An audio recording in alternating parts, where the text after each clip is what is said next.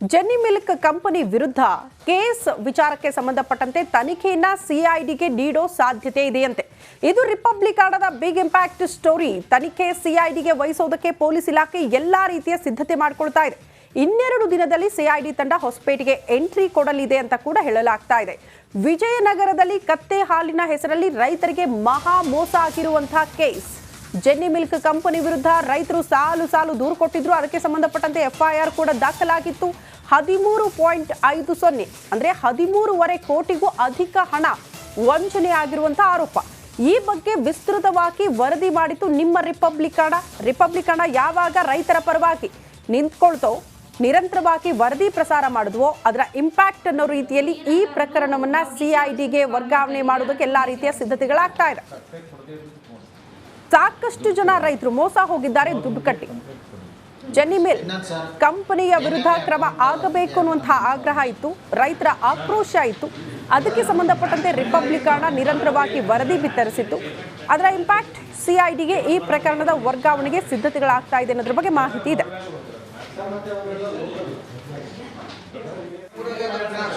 Jenny milk ಕಂಪ್ನಿಗೆ ಸಂಬಂಧಪಟ್ಟ ಹಾಗೆ ತನಿಖೆ ಮುಂದುವರೆದಿದ್ದು, ಈ ಸಂಬಂಧ ಇಲ್ಲಿವರೆಗೆ ಸುಮಾರು 278 ಜನ ಅದರಿಂದ ನಷ್ಟಕ್ಕೆ ಒಳಗಾದಂಥವರು ಈಗ ನಗರ ಪೊಲೀಸ್ ಠಾಣೆಗೆ ಬಂದು ಈಗಾಗಲೇ ಅವರ ಸಂಬಂಧಪಟ್ಟ ಎಲ್ಲ ದಾಖಲಾತಿಗಳನ್ನ ತಂದು ಒದಗಿಸಿದ್ದಾರೆ.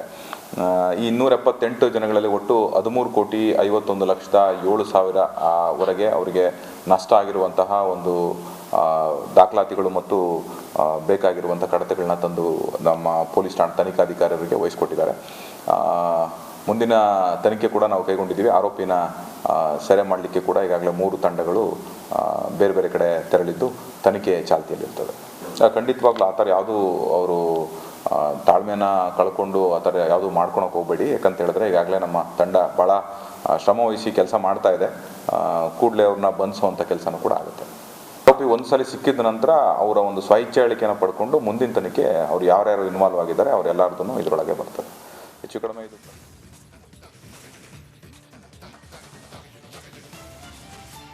ಸಿಎಂ ಸಿದ್ದರಾಮಯ್ಯ ವಿರುದ್ಧ ಇವತ್ತು ಮೈಸೂರು ಲೋಕಾಯುಕ್ತರು ದೂರು ದಾಖಲು ಮಾಡ್ತಾರಾ ಅನ್ನೋದು ಕುತೂಹಲ ಮೂಡಿಸಿದೆ. A1 ಯಾರು, ಕೋರ್ಟ್ ಯಾವ ಸೆಕ್ಷನ್ ಹಾಕಿದೆ, ದೂರು ದಾಖಲಾದರೆ ತನಿಖೆ ಮಾಡುವ ತನಿಖಾಧಿಕಾರಿ ಯಾರು ಎಂಬುದರ ಬಗ್ಗೆ ಒಂದು ವರದಿ ಕೂಡ ಇದೆ. ಮನೆ ನೋಡ್ಕೊಂಡು ಬರೋಣ.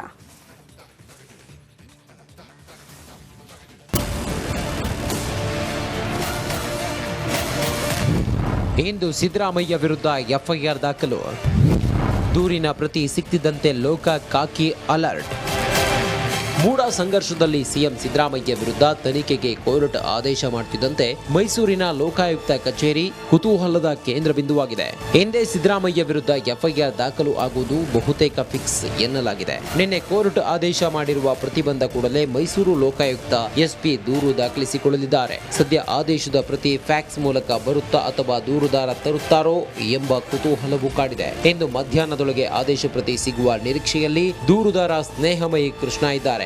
ಆದೇಶ ಪ್ರತಿಯೊಂದಿಗೆ ಲೋಕಾಯುಕ್ತಕ್ಕೆ ಬಂದು ದೂರು ಸಲ್ಲಿಸಲಿರುವ ದೂರುದಾರರು ಯಾರ್ಯಾರ ವಿರುದ್ಧ ಕೋರ್ಟ್ ತನಿಖೆಗೆ ಆದೇಶ ನೀಡಿದೆ ಎಂದು ನೋಡೋದಾದ್ರೆ A1 CM Siddaramaiah, A2 CM ಪತ್ನಿ BM ಪಾರ್ವತಿ, A3 ಸಿಎಂ ಬಾಮೈದ ಮಲ್ಲಿಕಾರ್ಜುನ ಸ್ವಾಮಿ, A4 ಭೂಮಿ ಮಾಲೀಕ ಎನ್ನಲಾದ ದೇವರಾಜ್, A5 ಅಂದಿನ ಅಧಿಕಾರಿ ವರ್ಗದವರು ಎನ್ನಲಾಗಿದೆ.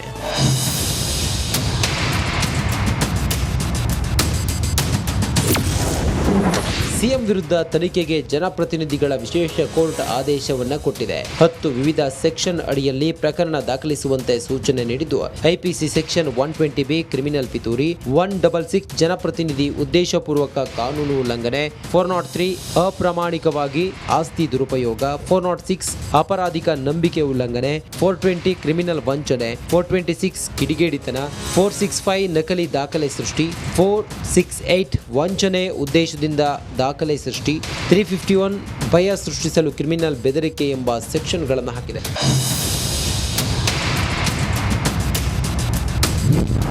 ಸಿಎಂ ವಿರುದ್ಧ ತನಿಖೆ ಉಸ್ತುವಾರಿ ಯಾರ ಹೆಗಲಿಗೆ?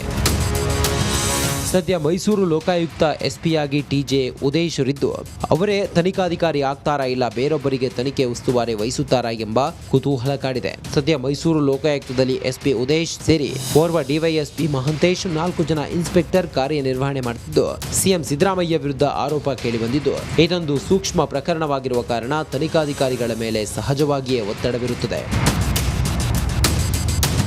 ವಿನೋದ್, ರಿಪಬ್ಲಿಕ್ ಕನ್ನಡ, ಮೈಸೂರು.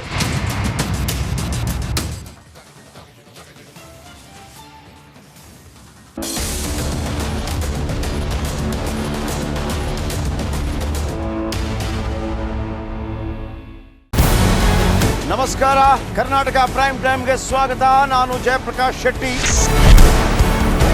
ಇಡೀ ಕರ್ನಾಡು ಇವತ್ತು ರೆಬೆಲ್ ಆಗಿ ನಿಂತಿದೆ. ಈ ಹಗರಣಗಳನ್ನು ಸದನದಲ್ಲಿ ಪ್ರಸ್ತಾಪ ಮಾಡಲು ಕೂಡ ಕಾಂಗ್ರೆಸ್ ಹಿಂದೇಟು ಹಾಕಿದ್ದೇಕೆ?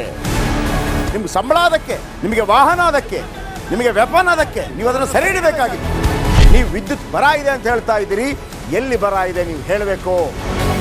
ಪಾಕಿಸ್ತಾನ್ ಆಕ್ಯುಪೈಡ್ ಕಾಶ್ಮೀರ್ ಅದು ಎಂದೆಂದಿಗೂ ನಮ್ಮದು. 40 ಮೆಷಿನ್ಗಳು ತಂದಿತ್ತು ನೋಟ್ ಎಣಿಸುವುದಕ್ಕೆ, ಅದೇ ಹಾಳಾಯಿತು. ಮಥುರಾದ ಗಲಾಟೆ ಇದೆಯಲ್ಲ, ಅದು ಸ್ಥಳೀಯವಾಗಿ ಕೂತು ಪರಿಹರಿಸಬಹುದಾದಂಥ ಕಾನೂನಿದೆ. ಗ್ಯಾರಂಟಿ ಯೋಜನೆಯಿಂದ ನಷ್ಟ ಆಗಿದೆ, ಲಾಭ ಆಗಿದೆ, ದಯವಿಟ್ಟು ಹೇಳಿ. Dawood Ibrahim most wanted criminal ಯಾವಾಗಾದ ಅಂದರೆ ಇಲ್ಲಿ ತನಕ ಭಾರತ ದೇಶದಲ್ಲಿ ಓರ್ವ ದಲಿತ ಪ್ರಧಾನಿಯಾದಂಥ ಇತಿಹಾಸವೇ ಇಲ್ಲ. ರಿಪಬ್ಲಿಕ್ ವರ್ಲ್ಡ್ ಆಪ್ ಇದು ಕೇವಲ ಅಪ್ಲಿಕೇಶನ್ ಅಲ್ಲ, ಸಮಗ್ರ ಸುದ್ದಿಗಳ ಸಂಪರ್ಕ ಮಾರ್ಗಕ್ಕೆ ಕ್ರಾಂತಿಕಾರಿ ಬದಲಾವಣೆ. ರಿಪಬ್ಲಿಕ್ ವರ್ಲ್ಡ್ ಆಪ್ ಕೇವಲ ಸುದ್ದಿ ಅಪ್ಲಿಕೇಶನ್ ಅನ್ನ ಪರಿಚಯ ಮಾಡ್ತಾ ಇಲ್ಲ, ಬದಲಾಗಿ ಡಿಜಿಟಲ್ ಸುದ್ದಿ ಬಳಕೆಯ ಹೊಸ ಯುಗಕ್ಕೆ ನಾಂದಿ ಹಾಡ್ತಾ ಇದೆ.